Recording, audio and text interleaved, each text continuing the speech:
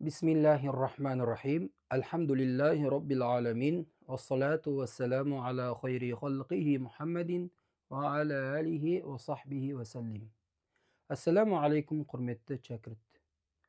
Kur'an-ı Kerim Әліппесі Мұғалім Сәни kitabının екінші сабағын бастаймыз. Құрметті шәкірт, алғашқы сабақтарымызда біз 28 әріпті жаттауға берген едік. Бұнда ескеретін дүние, міндетті түрде 29 әріпті жатқа білуіңіз керек болады. Қанша күн кетсе де, оны сіз жатқа біліңіз. Атын да, түрін де жатқа біліңіз. Бүгінгі сабағымыз осы 28 әріптің екіге бөлінуі болады. Яғни, истиәлә және истифәлә, жуан әріптер және жіңішке әріптер деп айтылады.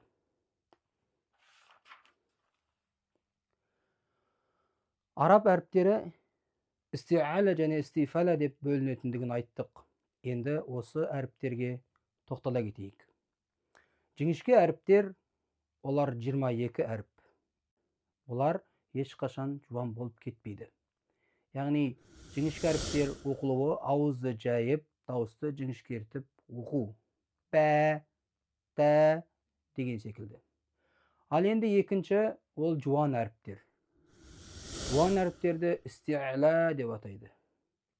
Истиәлә ауызды толтырып, дауысты жоғары көтеріп оқылуы. Жуан әріптер деп айтылады. Бұны біз жатқа білуіміз керек. Жіңішке әріпті жатқа білгендей, жуан әріпті де біз жатқа білуіміз керек. Келіңіз, осы жуан әріптерді жаттап алайық. Дот, до, сод, то, зо, ғойн, және қоф. Осы 8 әріп жуан әріптер. Бұлардың жіңішке болып қалуы мүмкін емес.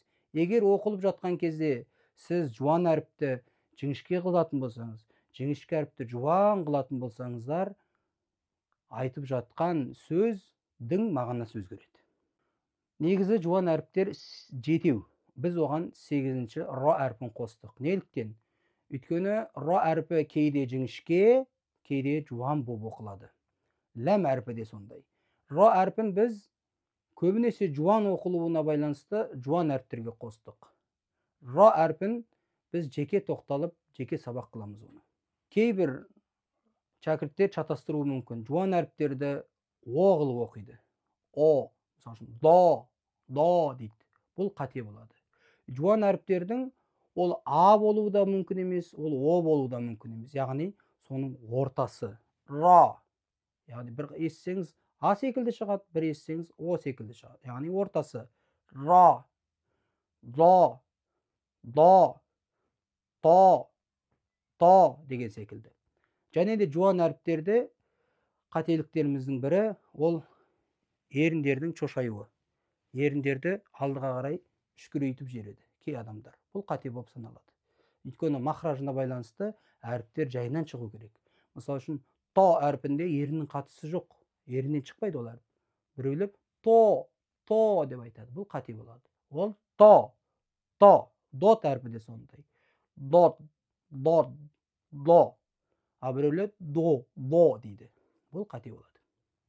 Енді әріптердің махражына байланысты біз келесі сабақтарда оған тоқтала кетерміз. Біз шәкірттерге қиындатпау үшін осы 28 әріптің екіге бөлінгендігін айттық. Осыны шәкірт екінші сабақты жақсылап үйреніп келсін. Алла баршамызға қуат берсін.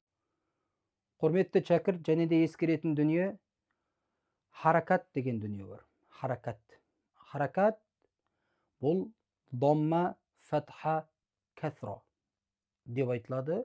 Әріптің үстіне қойылатын, астына қойылатын, үстіне қойылатын сызықшалар. Бұлардың аттарын харакат деп атайды. Құрметті шәкіртім, сукун әріптердің үстіне қойылатын домалақ белгі. Қайсы әріптің үстінде тұрса, сукун сол әріптің өзі оқылады. Сол әріпке тоқталады.